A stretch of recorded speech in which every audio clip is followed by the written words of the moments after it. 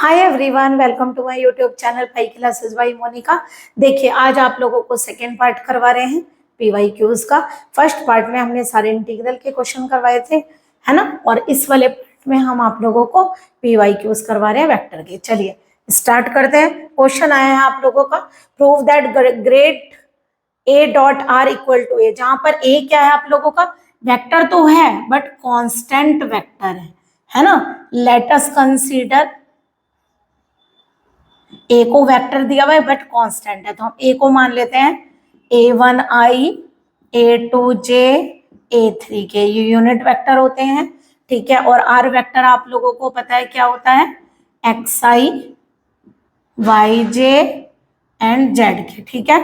A dot are करिए, क्या आएगा बताइए, a1i a2j a3 के डॉट xi yj जेड के, कितना होगा बताइए, a1x a2y a3z। ओके, ये आप लोगों की a डॉट आर की वैल्यू है।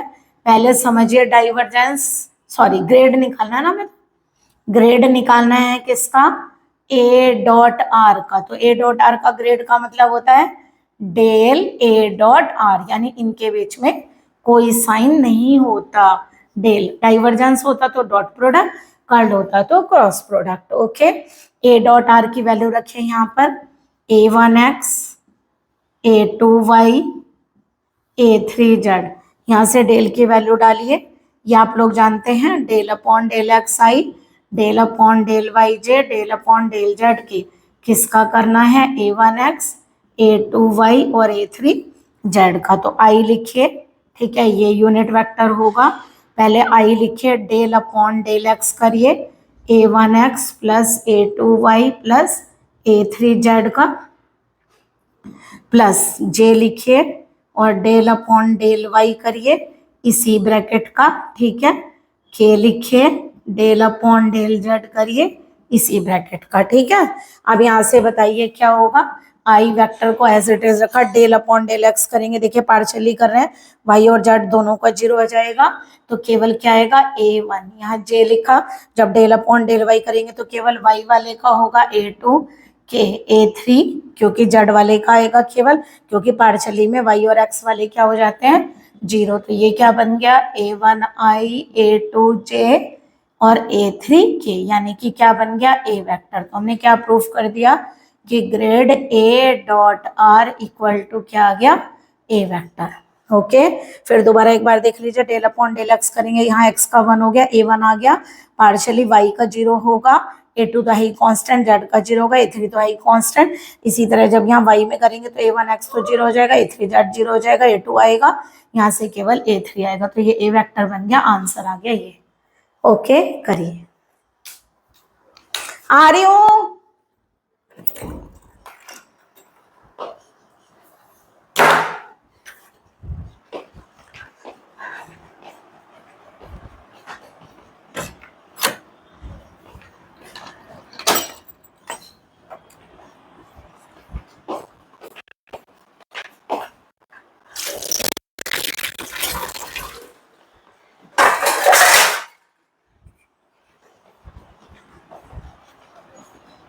ला,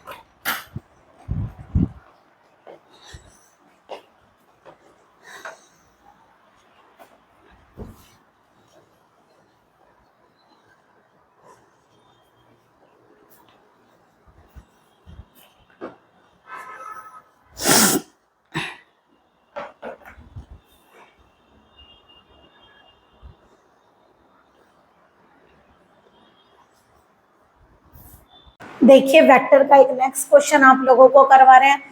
सॉरी लेकिन थोड़ी सी तबीयत खराब है इसलिए इजीली नहीं बता पा रहे हैं, तो प्लीज सॉरी इस बात के लिए। चलिए क्वेश्चन है आप लोगों का, एफ गिवन है, F dot D R find करना है। सी कर्व है किस पर, एक्स वाई प्लेन पर, देखिए, और वाई इक्वल टू दिया हुआ है 2x²। सबसे पहले क्या दिया हुआ है, given X Y plane. X Y plane का मतलब जेड इज इक्वल टू 0, तो डी जेड क्या हो जाता है 0। अब देखिए एफ डॉट डी आर करना है, वाई की वैल्यू गिवन है और कहाँ से कहाँ तक कर्व मूव कर रहा है वो दिया हुआ है। तो सबसे पहले एक बात बताइए जरा, जो आप आर वेक्टर लेकर चलते हैं वो क्या लेते हैं, x I plus Y J plus Z, क्या, क्योंकि जेड ही क्या है 0, तो एक्स वाई प्लेन में इसका मतलब आप केवल क्या लेंगे, ये वेक्टर। तो आर वेक्टर आ गया। अगर मैं इसका डी आर कर लूँ तो आई को ऐसे रखेंगे डी एक्स, वाई का डी वाई ये लेंगे, ठीक है, डी आर वैक्टर निकाल लिया। अब गिवन एफ और डी आर हमें पता है, तो यानी कि अगर एफ पता है और डी आर पता है तो एफ डॉट डी आर कर सकते हैं, सेम एफ है दोनों। एफ डॉट डी आर करिए 3x वाई आई वाई स्क्वायर जे, ठीक है, कैप लगाइएगा, डॉट करना है किसका, D x I plus D Y जे का, ओके। तो एफ डॉट डी आर कितना आ जाएगा आप लोगों का, ये आएगा x के साथ करिए 3x वाई डी एक्स, क्यों, आई डॉट आई क्या होता है 1, I dot J 0, J dot J 1 but J dot I 0। तो एक काम करिए सेम की सेम से कर लीजिए, बस आई की आई से करिए और जे की ओनली जे से करिए, क्योंकि बाकी के साथ क्या हो जाएगा 0। वी हैव टू फाइंड, हमें बताइए क्या फाइंड करना है, हमें फाइंड करना है कर्व जिस पर चल रहा है उस पर एफ डॉट डी आर की वैल्यू को फाइंड करना है। तो हमारे कर्व का की value F dot D R की वैल्यू आ गई, इंटीग्रल करना है। तो देखिए सबसे पहले एक काम करते हैं, इसको सेपरेट कर लेते हैं, 3x वाई डी एक्स और Y square D Y, C curve पर है। अब बताइए जरा, देखिए यहाँ पर 2x हैं बट एक y है, कौन सा कर्व दिया हुआ है, y इक्वल टू 2x²। जो इजी हो आप वो बदलिए, देखिए y ज़्यादा इजी है क्योंकि x बदलेंगे तो dx भी चेंज करना पड़ेगा, तो y की जगह 2x² लिख लेते हैं। इसे चेंज करने की नीड ही नहीं है क्योंकि पूरा y में इंटीग्रेट कर सकते हैं। तो देखिए जरा यहाँ पर x की लिमिट, यहाँ x की लगेगी ना, केवल x है तो 0 to 1, यहाँ पर केवल y की लगेगी तो 0 to 2, फिर दोबारा देखिए 0 to 1 x की, 0 to 2 2 की, क्योंकि कर्व यहाँ मूव कर रहा है, 6 कॉमन आ जाएगा, ये बन रहा है x³ इंटीग्रल हो गया x4/4, 0 to 1 लिमिट लग जाएगी y³/3, 0 to 2, तो बताइए कितना बनेगा, ये 6/4 आ जाएगा क्योंकि 1 पर 0, 0 पर 0, -2 रखेंगे तो कितना हो गया 8/3, एलसीएम लीजिए 12, एलसीएम आ गया 18, ठीक है, 6 3 जा 18 और ये आ गया 32, ओके। एक बार फिर से देख लीजिएगा, x की लिमिट कितनी लगेगी आप लोगों की 0 to 1 और y की कितनी लगेगी 0 to 2, क्योंकि 0 0 से 1 2 तक जा रहा है, ठीक है। तो ये आ गया आप लोगों का, कितना बचेगा माइनस का 14/12, तो यहाँ से 2 से कैंसिल कर सकते हैं, तो आंसर आएगा माइनस का 7/6, that is the answer. Next question आप लोगों को प्रूफ करवा रहे हैं। क्वेश्चन है आप लोगों का एफ गिवन है और हमें प्रूफ करना है divergence curl F equal to 0। पहले बताइए जरा डाइवर्जेंस कर्ल एफ का क्या मीनिंग हो, डाइवर्जेंस का मतलब होता है डेल डॉट, कर्ल का मीनिंग होता है डेल क्रॉस, और किसका करना है एफ का, डेल क्रॉस एफ। तो पहले एक काम करें, डेल क्रॉस एफ फाइंड कर लेते हैं। डेल क्रॉस एफ फाइंड करने के लिए बताइए क्या करते हैं, देखिए चलिए वैल्यू लिख देते हैं, del upon del X I, del upon del Y J, del upon del Z के क्रॉस करना है किसका, x² Y I X Z J and 2y/z के, यही तो फंक्शन गिवन है। अगर आप क्रॉस करेंगे तो सबसे पहले देखिए क्रॉस करने में आप लोग डिटर्मिनेंट बनाइए, सबसे पहली जो वैल्यू होगी वो पहले लिखिए, आई जे के कोफिशिएंट, यहाँ पर भी आई जे के कोफिशिएंट लिखिए, ओके। अब चलिए इसको सॉल्व करेंगे, जैसे हम लोग डिटर्मिनेंट सॉल्व करते हैं आई के रेस्पेक्ट में। देखिए इसका डेल अपॉन डेल वाई करना, तो y का 1 हो गया, केवल कितना आ गया 2z, बीच में माइनस का साइन रखता है, इसका z में करिए तो z का हो गया 1, केवल x रह जाएगा बीच वाला लेने के लिए, माइनस j लगाते हैं, है ना। कैसे कट करेंगे इसको, ऐसे हाइड करेंगे तो डेल अपॉन डेल x करेंगे 2yz का, यहाँ x है ही नहीं, 0 होगा। माइनस साइन लगाएंगे, डेल अपॉन डेल z करेंगे x स्क्वायर y का, ये भी 0 होगा क्योंकि यहाँ पर z है ही नहीं।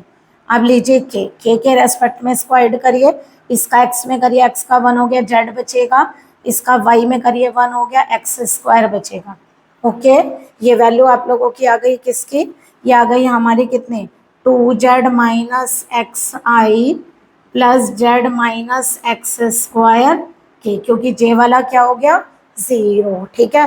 और लिखना चाहें तो लिख लीजिए प्लस 0j, ठीक है। अब हमें क्या करना है, del dot del cross f, यही तो करना है। इसी को आप लोगों ने क्या बोला है, डाइवर्जेंस कर्ल f, है ना। चलिए क्या करेंगे बताइए, del dot del cross f, तो डेल क्रॉस, डेल की भी वैल्यू डाल दें, ठीक है, इस डेल की भी वैल्यू डाल दीजिए, del upon del X I, del upon del Y J और डेल अपॉन डेल जेड के। ओके, डॉट करिए, डेल क्रॉस एफ कितना होगा बताइए, 2z minus X I plus 0j z minus X square के। चलिए अब क्या करेंगे, आई डॉट आई 1 होता है तो डेल अपॉन डेल एक्स होगा, बाकी के साथ 0 हो जाता है, करिए ही मत। डेल अपॉन डेल वाई, जे का जे के साथ करिए 0, डेल अपॉन डेल जेड, के का के साथ करिए जेड माइनस एक्स स्क्वायर।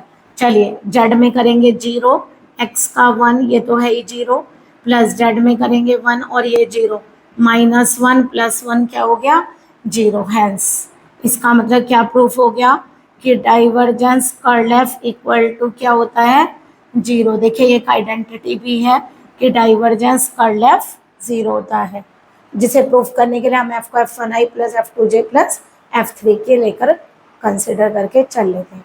चलिए नेक्स्ट इंपॉर्टेंट क्वेश्चन देखिए जो आपके PYQs में आया है, find the directional derivative of phi at, हमें डायरेक्शनल डेरिवेटिव फाइंड करना है फाई का इस पॉइंट पर, इन द डायरेक्शन, जिसके डायरेक्शन में गए उसे आप ए वेक्टर मान लीजिएगा, ठीक है। In what direction the directional derivative will be maximum, और ये भी बताना है कि किस डायरेक्शन में डायरेक्शनल डेरिवेटिव मैक्सिमम होगा और उसका मैग्नीट्यूड कितना होगा। उसके अलावा आप लोगों को यूनिट नॉर्मल निकालना है, यानी कि 3-4 चीजें क्वेश्चन में दी हुई हैं, पहले हम इतना फाइंड करते हैं यानी कि डायरेक्शनल डेरिवेटिव फाइंड करते हैं। तो सबसे पहले फार्मूला देखिए क्या होता है, डायरेक्शनल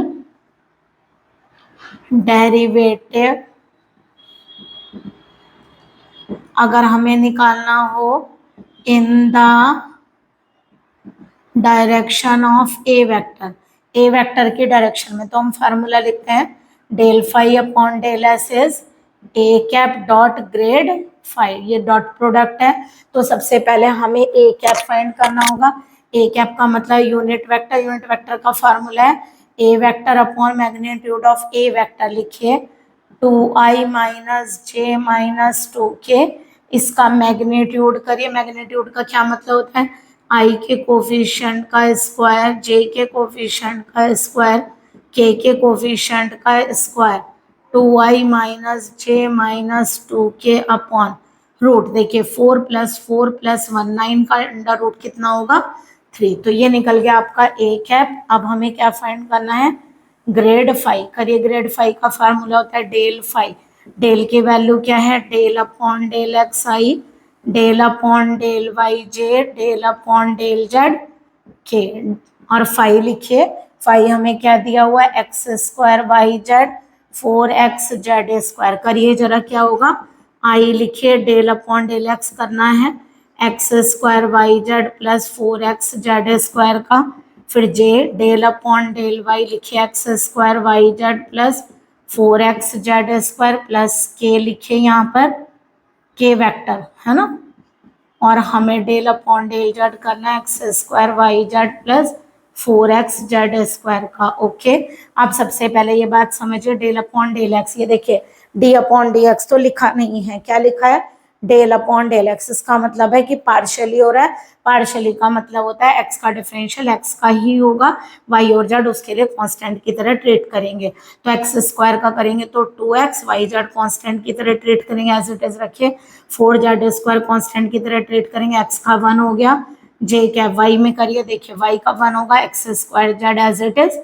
अब देखिए वाई नहीं है पूरा कांस्टेंट इसलिए 0 हो जाएगा, के जेड में करेंगे तो जेड का यहाँ 1 हो गया, एक्स स्क्वायर वाई कांस्टेंट की तरह ट्रीट करेगा, यहाँ जेड स्क्वायर का 2z होगा तो यहाँ से 8x जेड आ जाएगा। बताइए कहीं पर पूछी है वैल्यू, 1 माइनस टू 1 पर नहीं, 1 माइनस टू माइनस 1 पर, ये तो कांस्टेंट ही आई है, 1 माइनस टू माइनस 1 पर ग्रेड की वैल्यू निकालिए, ग्रेड 5 की वैल्यू आएगी, देखिए यहाँ पर रखिए 1, यहाँ -2 और ये -1, दो माइनस क्या प्लस हो जाएंगे तो 4, और जेड स्क्वायर की जगह -1 का स्क्वायर रखेंगे तो क्या हो गया +1, 4 + 4 कितना हो गया 8i, ठीक है, प्लस यहाँ से देखिए एक्स स्क्वायर और जेड तो माइनस का आएगा यहाँ से, ठीक है, क्योंकि एक्स की वैल्यू 1 का स्क्वायर इंटू -1j आ गया, प्लस यहाँ से के की वैल्यू निकालते हैं, एक्स स्क्वायर और वाई कितना आ गया यहाँ से, एक्स स्क्वायर करेंगे आ गया -2 एक्स जेड, एक्स और जेड -8 यानी क्या आएगा माइनस का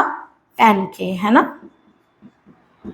चलिए अगर हमें डायरेक्शनल डेरिवेटिव निकालना है किस पर, एट 1 - 2 -1 तो क्या होगा a कैप डॉट ग्रेड 5, हमने इस पॉइंट पर वैल्यू पहले ही फाइंड कर ली, कितनी आ रही है 1/3 2i - j - 2k डॉट करिए ग्रेड 5 से, ग्रेड 5 हो गया आप लोगों का 8i - j - 10k, तो बताइए कितना होगा 1/3, i की i से करेंगे कितना होगा 60, जे की जे से करेंगे 1, के की के से करेंगे कितना होगा 20 यानी कि 37/3।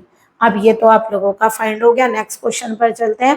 देखिए इन्होंने क्या कहा, in what direction the directional derivative will be maximum.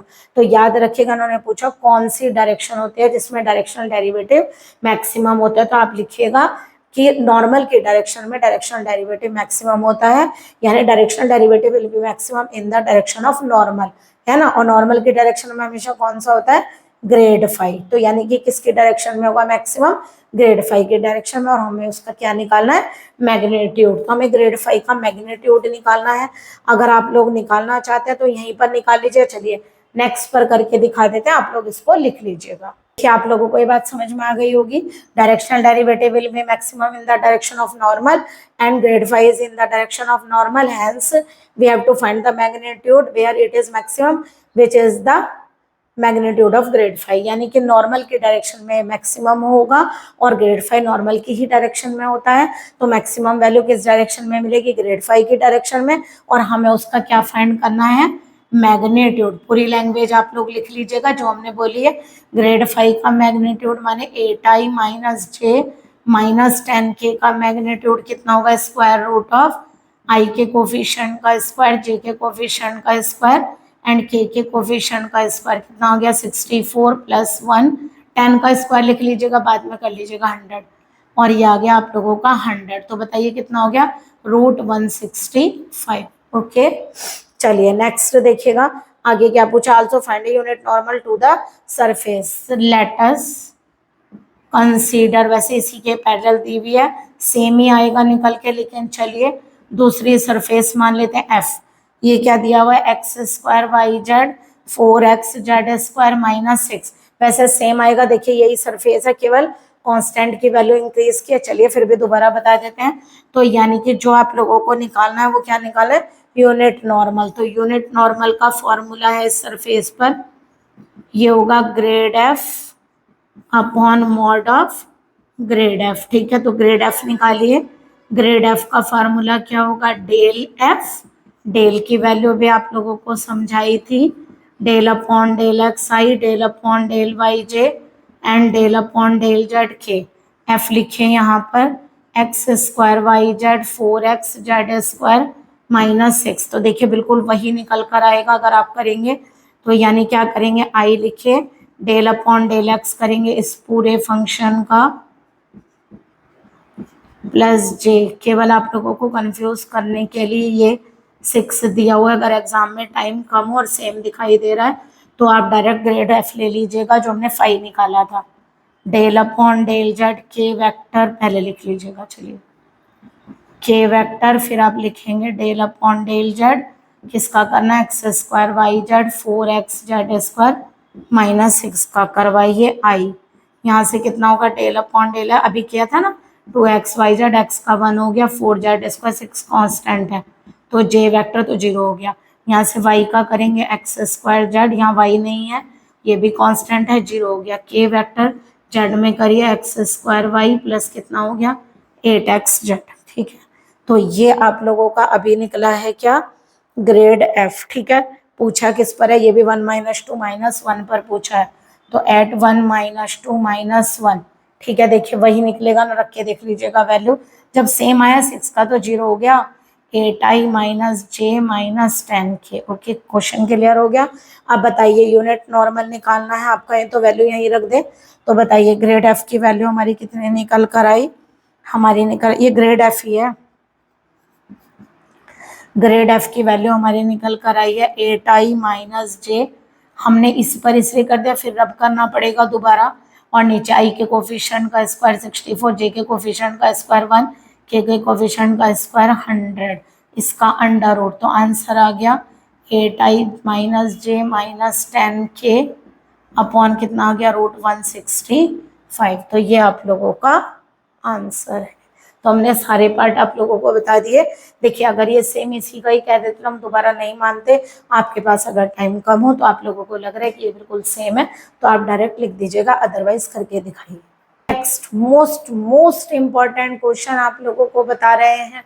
देखिए ये आप लोगों का प्रीवियस ईयर में आया, इस टाइप का क्वेश्चन आने की पॉसिबिलिटी बहुत ज़्यादा होती है। प्लीज़ आप इसे अच्छे से देखिएगा। देखिए हमें प्रूफ करके दिखाना, अगर फंक्शन एफ ये है और रीजन दिया x = 0 to 1, y = 0 to 1 और z = 0 to 1, तो हमें डाइवर्जेंस थ्योरम वेरीफाई करने की, आप समझ पा रहे हैं कि x = 0 to 1, y = 0 to 1, z = 0 to 1 means क्या है। देखिए तीनों साइड्स इक्वल हैं, 3 फेस पर काम कर रहा है, एक क्यूब है। ठीक है, क्यूब के लिए हम फाइंड करेंगे, लेकिन एक बात ध्यान रखिएगा, लेफ्ट साइड से ये आप लोगों के डाइवर्जेंस थ्योरम जो आप लोगों को याद रखनी है, F.NDS = डाइवर्जेंस FdV, यानी सरफेस इंटीग्रल को वॉल्यूम इंटीग्रल में चेंज करती है। तो आप लोग क्या करेंगे, सबसे पहले वैसे ये वाला फेस ज़्यादा आसान है करना, तो पहले हम राइट हैंड साइड को सॉल्व करते हैं।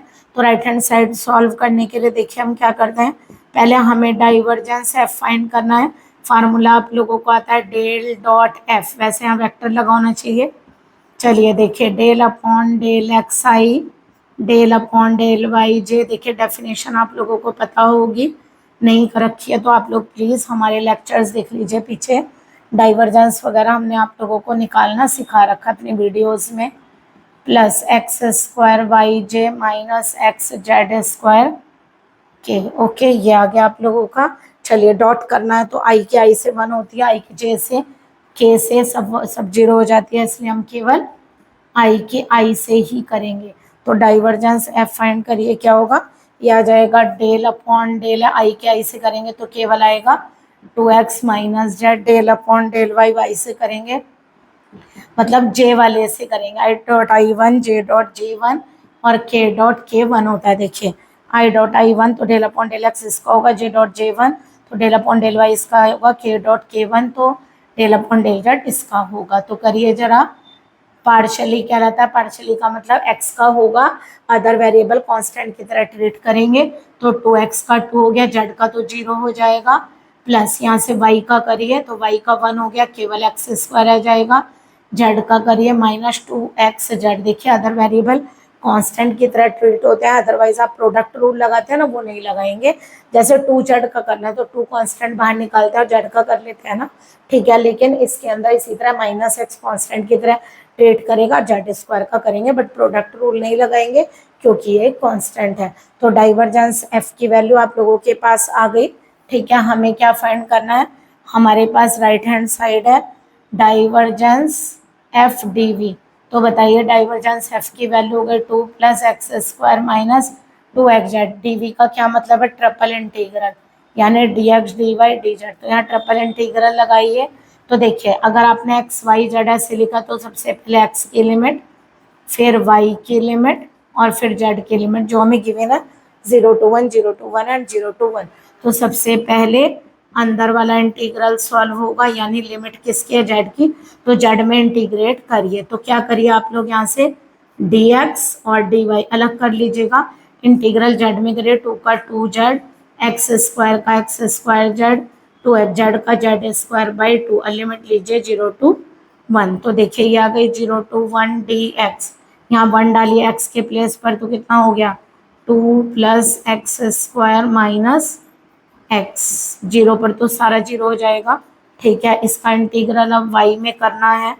ठीक है, 0 to 1, ठीक है y में करना है ना, करिए 0 to 1 dx, y में करिए तो कितना होगा 2y plus X square Y minus X Y. आप लोगों को पता है इंटीग्रल थोड़े ना जीरो लेते हैं।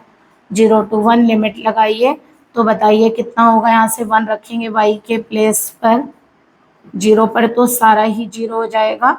अब इसका इंटीग्रल x में करिए, तो 2 का हो गया 2x, एक्स स्क्वायर का क्या होगा एक्स क्यूब बाई 3, एक्स का होगा एक्स स्क्वायर बाई 2, लिमिट लीजिए 0 to 1। तो ये बनेगी 2 प्लस 1/3 माइनस 1/2, जीरो रख कर तो जीरो हो जाएगी।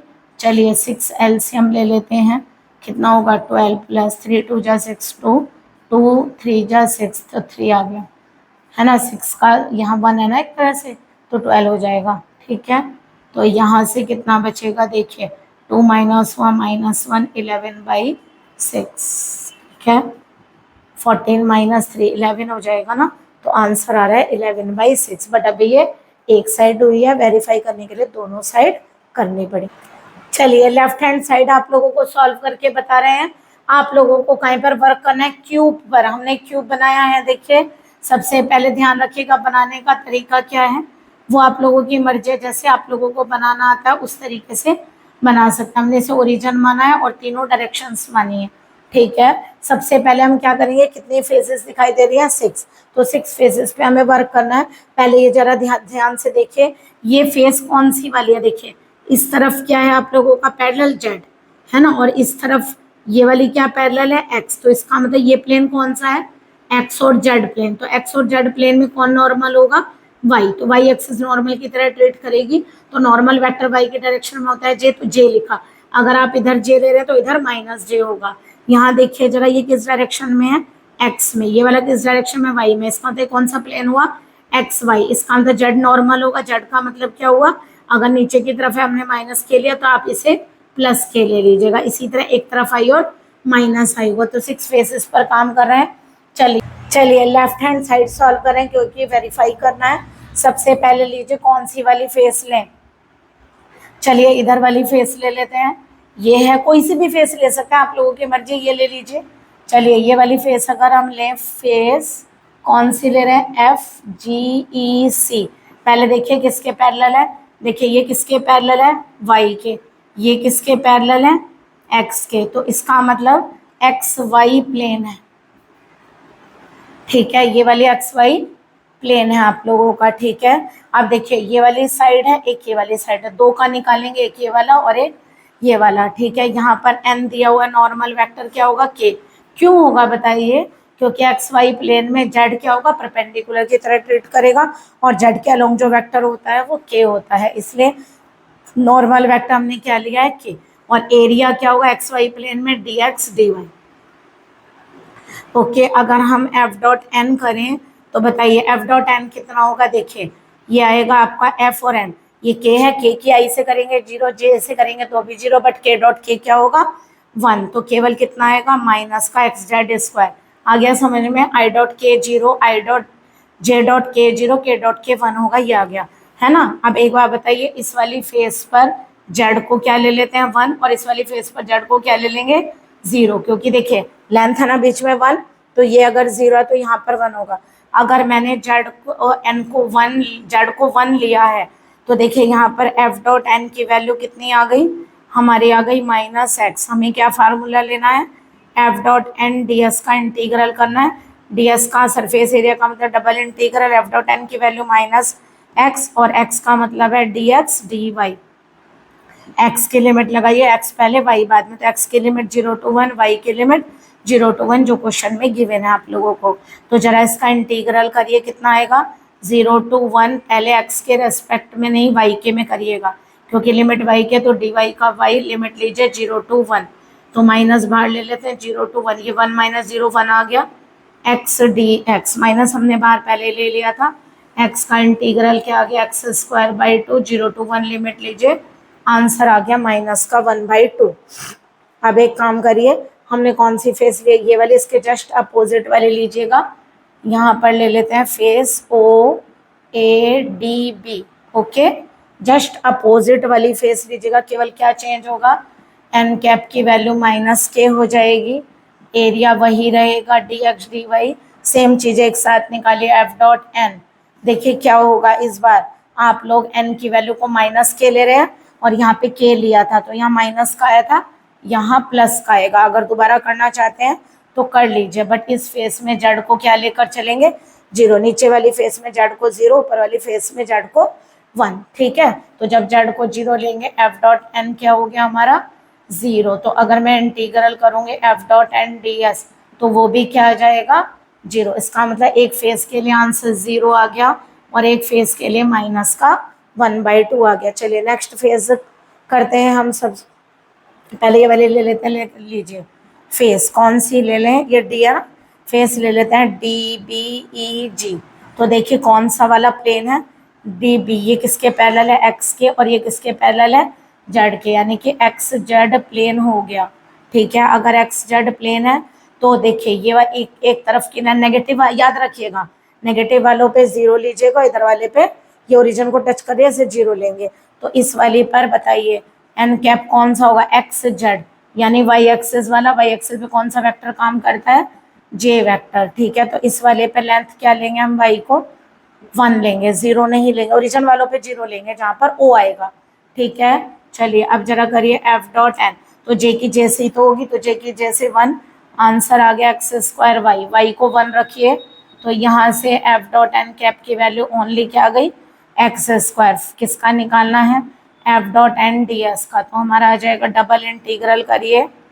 x² dx dz, क्योंकि यहाँ पर ds की वैल्यू क्या होगी dx dz, क्योंकि ये बात समझ में आ गई, x और z लिमिट होगी x की 0 to 1 और z की भी 0 to 1, करिए 0 to 1 x² dx ऐसे रखिए, dz का इंटीग्रल z लिमिट है 0 to 1, 1 आ गया, 0 to 1 x² dx इंटीग्रल करिए x³/3, 0 to 1 आंसर आ गया 1/3, ठीक है, इसका अपोजिट फेस लीजिए, इसका अपोजिट फेस कौन सा है DBEG, ये रहा देखिए O वाला आ गया, O वाले में 0 लेंगे OCFA, ठीक है, बिल्कुल सेम यही लीजिए, बस एन कैप ये नेगेटिव आ गया, ठीक है, y को क्या लेंगे 0, ds सेम होगा dx dz, आप ही बताइए जब F.n निकालेंगे तो आंसर क्या आएगा आपका, वही आएगा, केवल क्या आएगा माइनस में x²y, क्योंकि j माइनस का है, ठीक है, और एट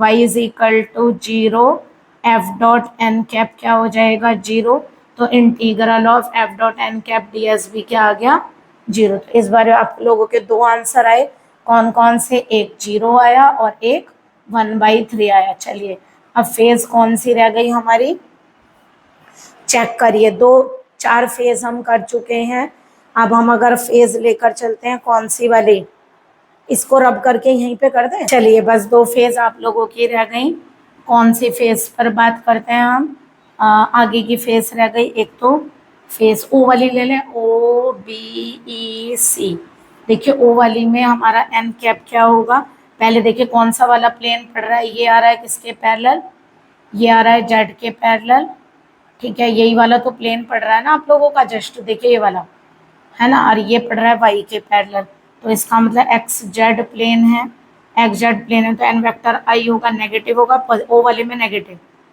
अच्छा आप इसको नेगेटिव इसको पॉजिटिव करिएगा, है ना, अब यहाँ पर हमें क्या करना है F.n करना है, तो आई वाले की आई वाले से ही होगी, तो 2x - z, बट ये नेगेटिव है तो नेगेटिव हो जाएगा, XZ प्लेन में y इक्वल टू क्या होता है 0, ये XZ नहीं,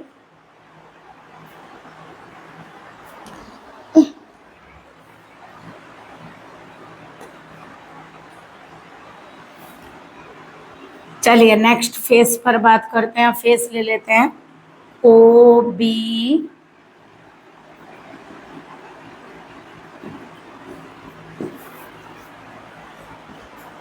चलिए नेक्स्ट टू फेस पर बात करते हैं। हम लेंगे यहाँ पर फेस, कौन सी रह गई, बैक वाली और आगे वाली फेस, ओ बी ई सी, है ना। इस फेस पर बात करें, किसके पैरेलल है, वाई के, ये जेड के। फॉर कौन सा आ गया, वाई जेड प्लेन, है ना। अगर वाई जेड प्लेन है, नॉर्मल वेक्टर कौन सा होगा, आई, ओ वाले पे माइनस का आई। अच्छा ये नेगेटिव कर लीजिए, पॉजिटिव ने गलत लिख दिया, ओ वाले में नेगेटिव लीजिएगा। और डी एस क्या लेंगे, वाई जेड प्लेन का मतलब डी वाई डी जेड। जरा एफ डॉट एन करिए, एफ डॉट एन करेंगे तो आई क्या आई से होगी, माइनस का है तो हमने माइनस ले लिया।